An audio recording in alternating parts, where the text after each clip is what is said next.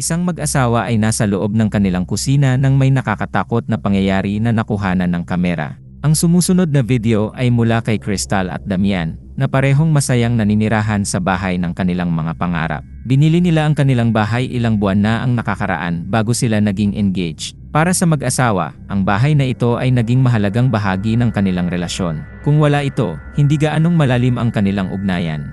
Bagamat masaya silang maging may-ari ng bagong bahay na ito, ngunit mayroong isang bagay sa lugar na ito na nagpapakilabot sa kanila ng kaunti. Minsan, may mga bagay na mangyayari na hindi maipaliwanag ni Damian o Crystal.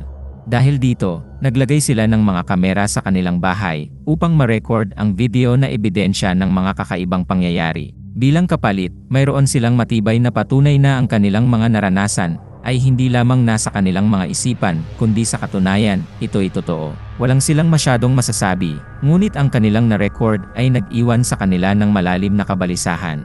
Noong ika-6 ng Agosto, 2022, nakuhanan ng isang security camera sa kanilang pasilyo ang pangyayaring ito. Mahalaga ring tandaan na ito ay kalagitnaan na ng gabi nang mangyari ito. Tingnan natin.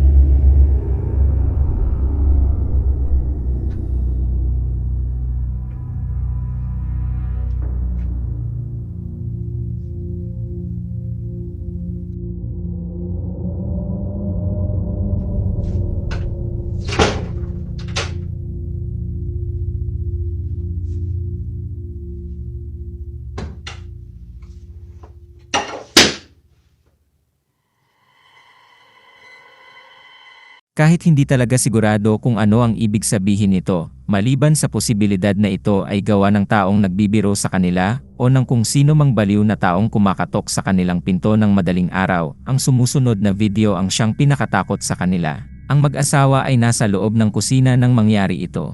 I don't want to keep hanging out with your friends if that's how it's going to make me feel at the end of the day.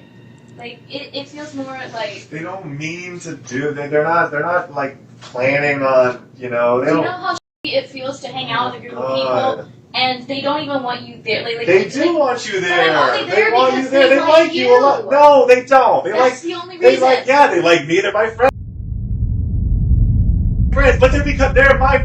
But they like you a lot. They're acting fucking rude to me. They're not. They're not trying. That's just how they.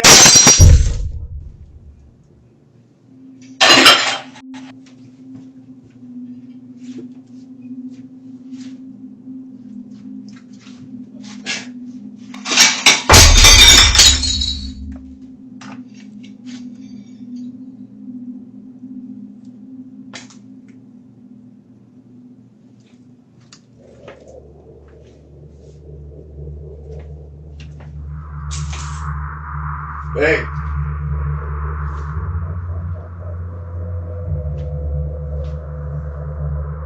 Habang ang pag-aaway ay nagiging mas matindi, ang isang plato mula sa isa sa mga aparador ay biglang bumagsak mag-isa. Kasunod nito, ang isa pang plato ay bumagsak din, ngunit pagkatapos nito, isang malakas na hagis ang ginawa patungo kay Damian. Para itong sinadyang hagis upang tapusin ang pag-aaway sa pagitan ng dalawa.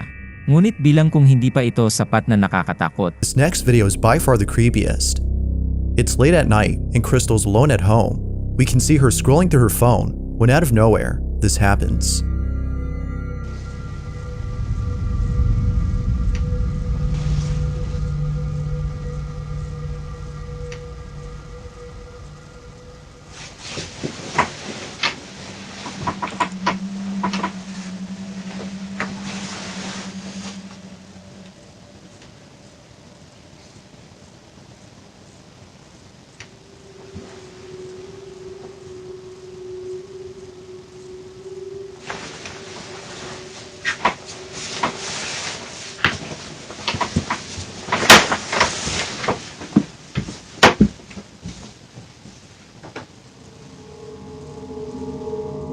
Akala niya ay bumalik na si Damian mula sa trabaho ng maaga, kaya't naghihintay siya na magpakita ito.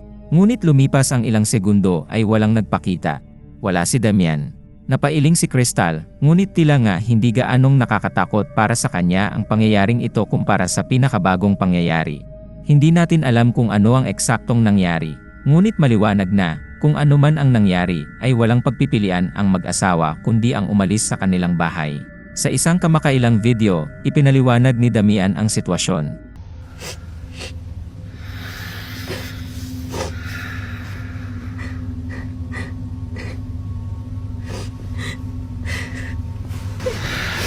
Yeah. We're just just outside because it's getting weird in there. And we don't feel safe being in there anymore, so we're just gonna go to just Airbnb for the night, and just for the night, and then we're gonna figure out what to do. Naging sobrang intense na ang mga kaganapan kaya't hindi na sila masaya sa kanilang bahay. Nakakalungkot, wala na silang ibang magagawa kundi iwanan ang kanilang pangarap na tahanan sa pag-asa na magiging maayos na ang lahat. Nawalan sila ng pag-asa, kaya't nag-book sila ng hotel at doon sila natulog sa isang gabi. Gayunpaman, sa sumunod na gabi, nagpasya silang bumalik sa bahay at subukan ang isang bagay na sana'y makakatulong sa kanilang problema. Ayon sa kanila, sa pamamagitan ng isang scenes, maaaring makipag-ugnayan sila sa tinuturing na espiritu na sumusuyod sa kanilang bahay at hilingin dito na umalis. Ginagawa lang nila iyon at itinatala ang buong proseso ng scenes. Hindi nila alam na ito ay isang masamang ideya. Ito ang kanilang video. Yeah, it's fine. Okay. Yeah. Good? Mhm. Okay. Okay. Yeah.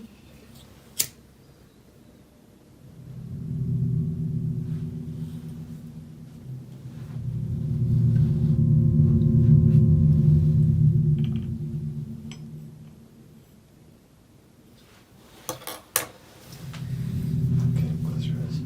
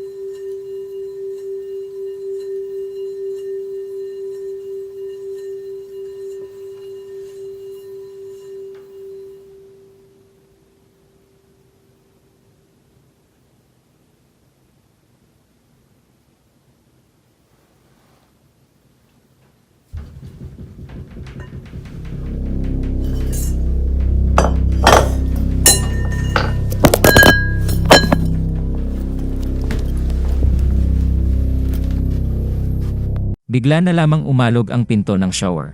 Dahil dito, nagmamadaling lumabas ng banyo ang mag-asawa na naiintindihan na may nangyaring mali sa ritual. Sa takot sa insidente, umalis sila ng bahay at bumalik sa hotel. Para sa mag-asawa, ang pinakaligtas na plano sa ngayon ay ang lumayo sa bahay. Dahil sa mga nangyari, marahil mas mainam itong ideya. Ngunit hanggang sa makaisip sila ng isa pang solusyon, nananatiling abandonado ang kanilang bahay. Kung gayon, sa lahat ng nangyari, ano nga ba ang nangyayari sa loob ng kanilang bahay? Hanggang sa anumang mga update ay ibinigay, tila wala pa ring tiyak na sagot sa tanong na ito. Ngunit gaya ng dati, ano ang iyong paninindigan dito? Paranormal man o hindi, ikaw ang maghusga.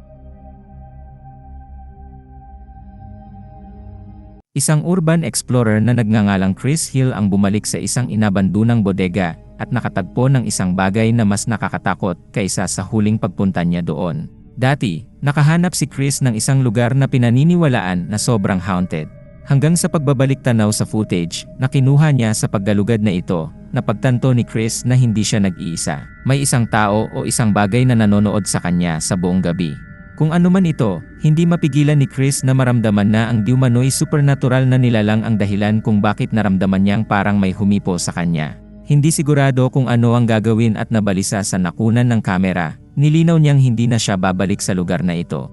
Ngunit tila nagbago ang isip ni Chris dahil ang kanyang pinakabagong video ay nagpapakita sa kanya na bumalik sa lugar. I'm back. This is probably a very bad idea. Ngayon, kung nakumbinsi siya ng mga manonood o hindi na bumalik ay hindi alam.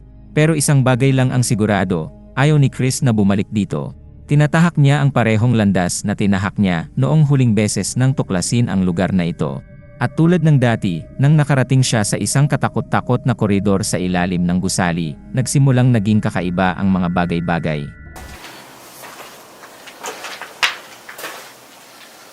Wow. Yep, it's still really cold in here. Look, you can see my breath now. Look. Like, that's how you know I'm not lying. But look, I'll do it out here.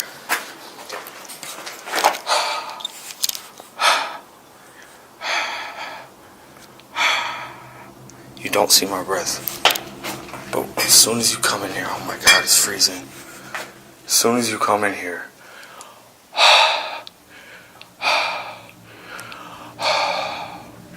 I don't know if the camera can see that, I hope so. But that's crazy. Ang pagbabago sa temperatura sa pagpasok sa koridor ay walang alinlangan na kakaiba, ngunit ito ang sumunod na insidente na sa ngayon ang pinakakakaiba. Pagdating ni Chris sa lugaw, kung saan naramdaman niyang parang may humipo sa kanya, agad siyang dinaig ng takot. Hindi mo kailangang tumingin ng malapitan para mapansin ang isang asul na ilaw sa di kalayuan. Dito na set up ni Chris ang mga infrared na kamera, na siyang parehong lugar kung saan niya ito na set up noong huling pumunta dito.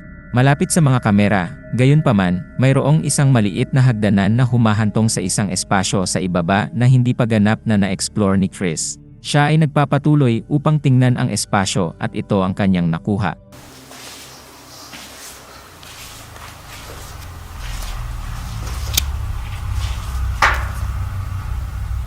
It's a weird noise in this room.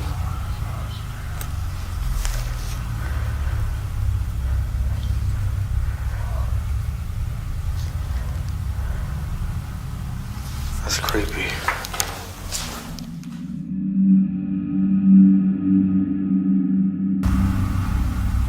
It's a weird noise in this room.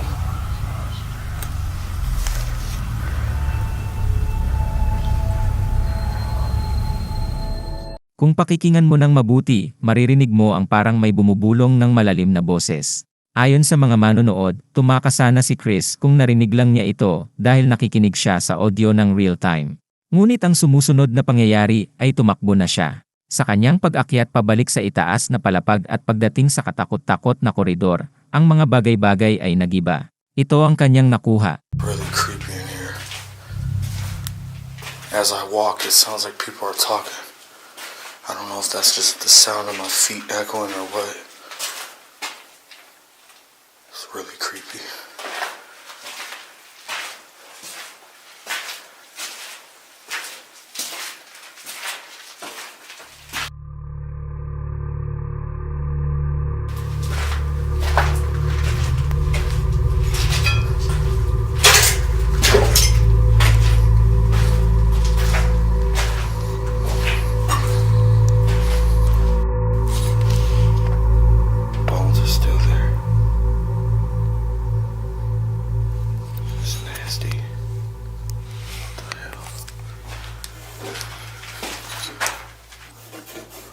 bullets in. Something's up there.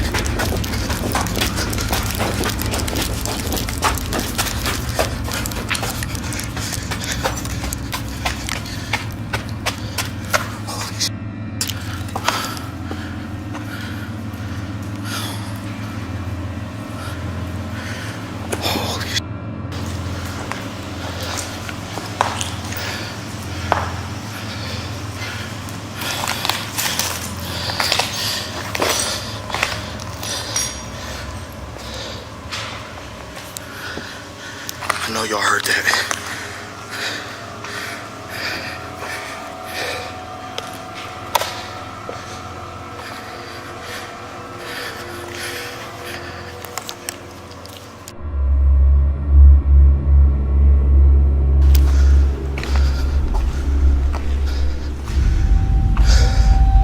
That scared the out of me.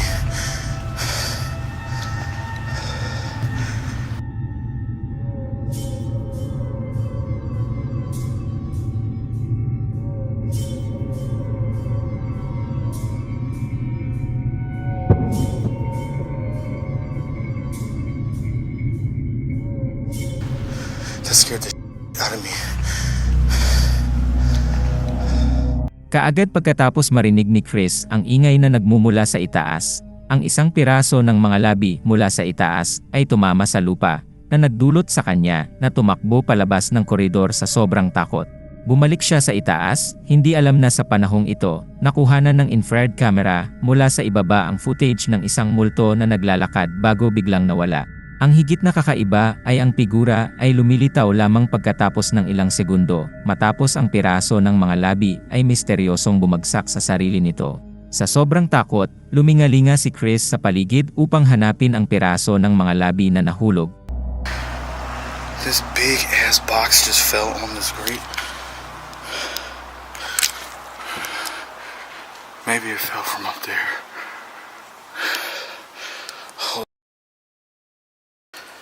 Oh my God, my heart's racing. Okay, you know what? I'm gonna put the IR camera up here while I explore. That'd be a good idea. Yeah, that's what I'm gonna do. I got the IR camera set up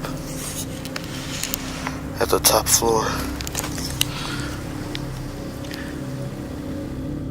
Sa pamamagitan ng pag-set up ng mga infrared camera sa itaas na palapag, umaasa si Chris na makuha ang footage kung sino o ano paman ang maaaring dahilan ng nahulog na kahon. Ini-set up niya ang mga kamera mula sa ibaba at patuloy na ginalugad ang lugar, partikular sa ibaba. Ngunit nang bumalik si Chris kung saan naka-set up ang mga kamera, nakunan ito.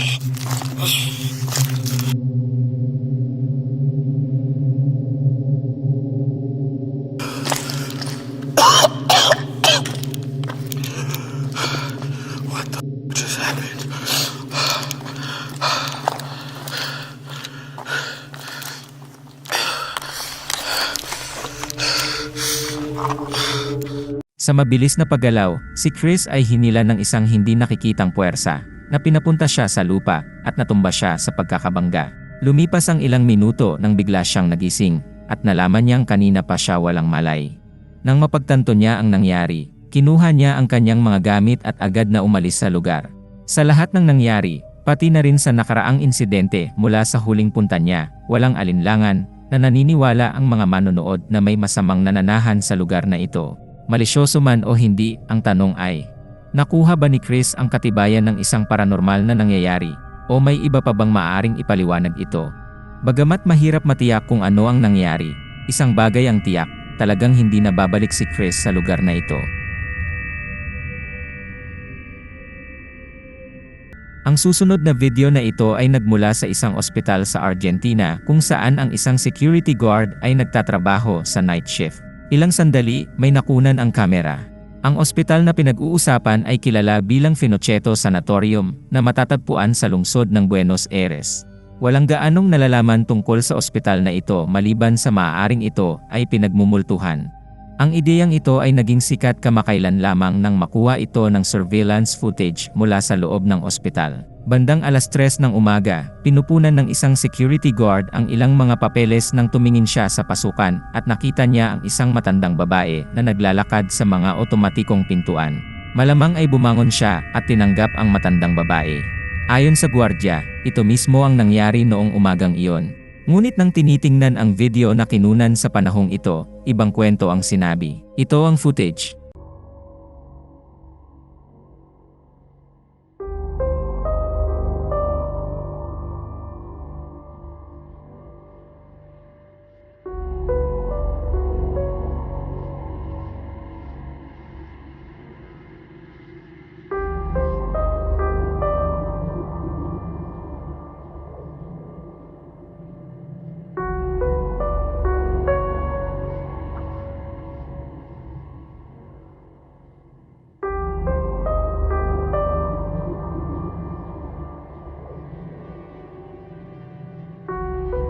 Lahat ng detalye ng kwento ng security guard ay suriin, maliban sa isa, ang matandang babae na umano'y pumasok at nakipagkita sa kanya, na hindi nakita ng iba maliban sa gwardiya. Pero nakakapagtaka, nakikita natin ang pagbukas ng mga pinto na parang may pumasok, na lalong mas makakaiba. Ang gwardiya ay nakikitang may kausap, ngunit wala silang nakikita o kahit saan sa paligid. Ang video mismo ay nakakakilabot, pero ang kwento ang nagpapalalim sa kahindik-hindik na pangyayari. Ngunit ito ay ang sumusunod na detalye na ginagawang mas katakot-takot. Ayon sa gwardiya, matapos mag-asikaso sa matandang babae at mag-alok ng silyaruyan dahil sa kanyang kahinaan, ito'y lumakad patungo sa elevator. Pagkatapos ay sinabi niya sa gwardiya na pupunta siya sa ika-9 na palapag upang hanapin ang ID, mga gamit ng isang pasyente na namatay noong nakaraang araw. Pumasok na siya sa elevator at hindi na siya muling nakita.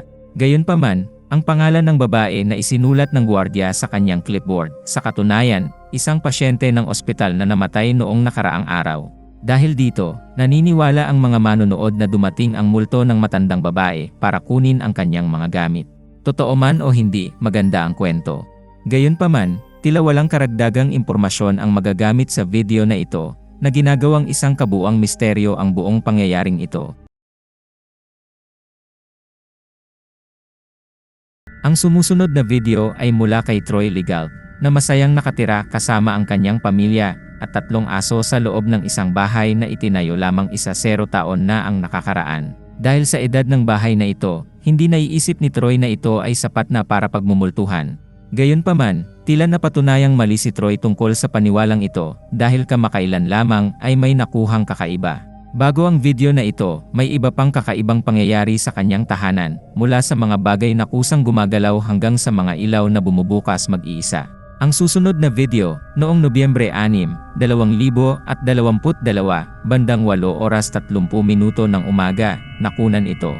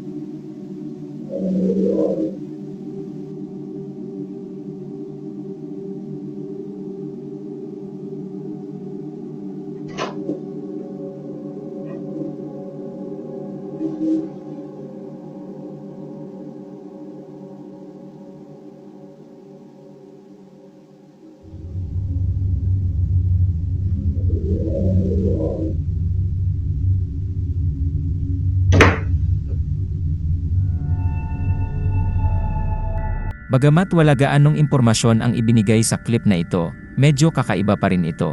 Ang alam lang ay walang tao sa bahay nang mangyari ito.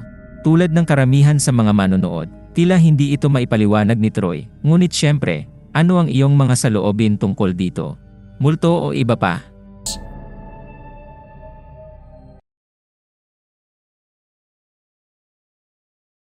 Ang huling video na ito ay mula kay Anatan, na ina ng isang sanggol na babae na nagngangalang Evelyn. Ilang buwan lang ang nakalipas nang mamatay ang kapatid ni Ana. Ang kanyang pagpanaw ay napakasakit para kay Ana, kung isasaalang-alang kung gaano siya kalapit sa kanya at sa kanyang anak na babae. Bagamat trahedya, naaaliw si Ana sa pag-iisip na nabubuhay pa rin siya sa kabilang buhay at patuloy na binabantayan si Evelyn at ang iba pa niyang pamilya. Isang araw, nasa kusina si Ana at ang kanyang anak na babae nang may nangyaring kakaiba. Kinuha ni Ana ang kanyang telepono at nagsimulang mag-record. Ito ang nahuli.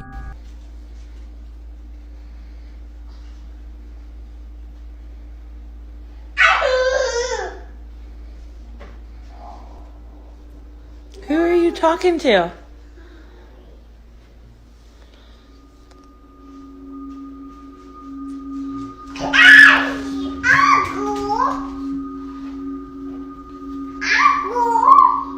Who are you talking to?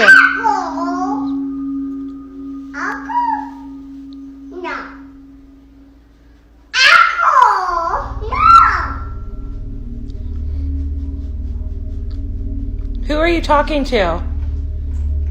Evelyn. Who are you talking to? Who are you talking to? Mukhang may kausap si Evelyn. Kumbinsido si Ana na ang kanyang sanggol na anak na babae ay nakipag-ugnayan sa kanyang namatay na tiyuhin. Ang paniwalang ito ay nagiging mas kapani-paniwala kung isasaalang-alang na ang isang boses ng lalaki ay narinig ng maaga sa video. Who are you talking? Nang pakikinggan mong mabuti, maririnig ang salitang uncle. Dahil dito, kasama ang katotohanang paulit-ulit na inuulit ng kanyang anak na babae ang uncle.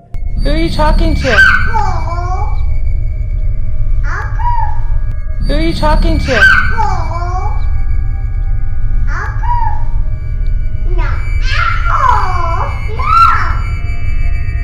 Wala si Ana na naroroon ang kanyang kapatid sa panahon ng recording na ito.